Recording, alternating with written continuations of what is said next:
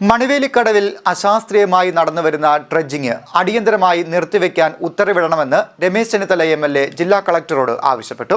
കഴിഞ്ഞ 4 മാസമായി ഈ നിബന്ധനകൾ കാറ്റിൽ പറത്തി ഒരേ സ്ഥലത്ത് നിന്ന് തന്നെ അമിതമായി ആഴത്തിൽ മണലെടുക്കുന്നത് പ്രദേശത്തിന്റെ നിലനിൽപ്പിന് തന്നെ ഭീഷണിയായി മാറിയിരിക്കുകയാണെന്നും രമേശ് ചെന്നിത്തല എം.എൽ.എ. പറഞ്ഞു.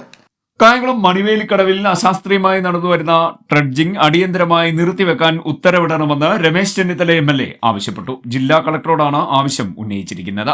ദേശീയപാതയുടെ നിർമ്മാണത്തിനാവശ്യമായ മണ്ണ് എടുക്കുന്നതിനായി കഴിഞ്ഞ സെപ്റ്റംബറിൽ ജില്ലാ കളക്ടറുടെ സാന്നിധ്യത്തിൽ ചേർന്ന യോഗത്തിലെ തീരുമാനങ്ങളുടെയും കർശന നിബന്ധനകളുടെയും അടിസ്ഥാനത്തിലാണ് ഡ്രഡ്ജിംഗിന് അനുമതി നൽകിയത്. എന്നാൽ കഴിഞ്ഞ 4 മാസമായി ഈ നിബന്ധനകൾ കാറ്റിൽ പറത്തി ഒരു സ്ഥലത്ത് നിന്ന് തന്നെ അമിതമായി ആഴത്തിൽ മണലെടുക്കുകയാണ് ചെയ്യുന്നത്.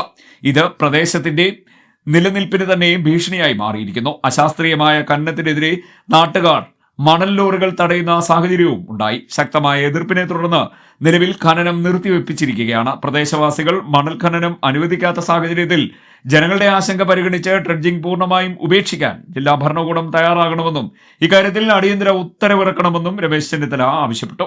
CDNet news, Harippad.